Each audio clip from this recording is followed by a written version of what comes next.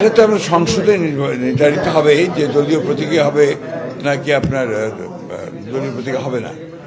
It will be decided in the parliament. আর এখানে যেহেতু আপনার সরকারি কর্মকর্তা দায়িত্বে ছিলেন, আমরা মনে করছি যে আপনার এখানে রাজনৈতিক ব্যক্তিরা থাকলে জনগণের সেবা তারা বেশি পাবে এবং ভালোভাবে পাবে, এটা আমাদের বিশ্বাস আর কি। সেই কারণেই আমরা রাজনৈতিক ব্যক্তিদের এই প্রশাসক হিসাবে নিয়োগ প্রদান করছি। এতে জনগণের সঙ্গে গ্যাপটা অনেকটা কমবে।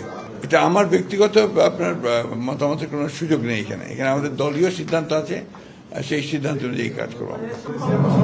এটা তো আপনার যে মেয়াদ শেষ হয়ে গেছে, যে সমস্ত আপনার স্থানীয় সরকারের, সেগুলো থেকেই শুরু হবে।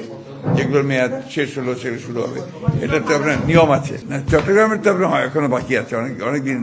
তাদের কোর্টের অর্ডারে এটা মেয়াদ আরো অনেক দিন আছে। ঢাকা আগে হওয়ার সম্ভাবনা আছে দুটো, আর কয়েকটা আছে যে মেয়াদ যাদের শেষ হয়েছে তাদেরকে আগে হবে না। আপনারা তো দেখেছেন শেরপুরের নির্বাচনের ডেট দিয়েছে এবং আপনার বগুড়ার নির্বাচনের ডেট দিয়েছে।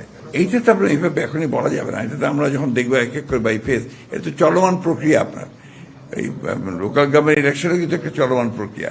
কখনো মেয়াদ শেষ হয় আবার হয়, ইউনিয়ন পরিষদে তাই হয়, আপনার উপজেলাতেও তাই হয়। এটা ইটস এ কন্টিনিউয়াস প্রসেস। আস্তে আস্তে চালু হবে। নতুন ইলেকশন হচ্ছে, আসবে, প্রশাসক আসলে অ্যাক্টিভ হবে। এখন আপনার মূল বিষয় হচ্ছে যে পুরো ইলেকশনগুলো কমপ্লিট করা। সেই ইলেকশন যখন হবে তখনই আপনার সবচেয়ে বেশি এটা সমালোচনা হবে, সবসময় হয়। কিন্তু এটা আপনার অত্যন্ত, আমি মনে করি যে একটা অত্যন্ত ভালো সিদ্ধান্ত যে রাজনৈতিক ব্যক্তিরা এই দায়িত্ব নিচ্ছেন, যেটাই হচ্ছে সবচেয়ে ইম্পর্টেন্ট। এটা তো মেয়াদ শেষ সঙ্গেই আপনার মেয়াদ শেষ হওয়ার সঙ্গে সঙ্গে হবে, কমিটির সিদ্ধান্ত হবে, তখনই হবে। এটা এখনো সিদ্ধান্ত হয়নি। যদি আপনার এটা নিয়ে আলোচনা হবে, করে আলোচনাকে পরে সিদ্ধান্ত নেওয়া হবে। তবে এই নির্বাচনটাই মুখ্য লক্ষ্য আমাদের। সেই নির্বাচনেই আমরা যাব ফাইনালি। না, সে তো বটেই। স্থানীয় সরকার তো আপনার অনেক বেশি প্রয়োজন। সচল না করলে মানুষের তো আপনার সেবা পাবে না। মেয়র নির্বাচন তো হয়নি এখন। আপনি কোথায় দেখলেন? মেয়র আমরা প্রশাসক নিয়োগ দিয়েছি। আপনার আগে ছিল সরকারি কর্মকর্তারা, সেখানে আমরা দিচ্ছি আপনার রাজনৈতিক ব্যক্তিদেরকে।